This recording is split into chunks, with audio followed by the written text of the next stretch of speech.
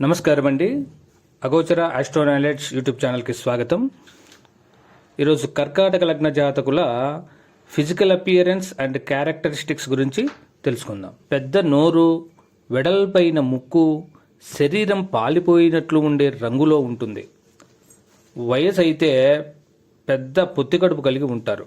ముద్ద లాంటి శరీరం, ఊర్ధ్వ శరీర భాగం కలిగి ఉంటారు. మంచి భావనా శక్తి, పట్టు విడువని జ్ఞాపక శక్తి వీరి సొంతం. మారే లక్షణం, పెరిగితనం, అతిగా స్పందించడం వీరి స్వభావం.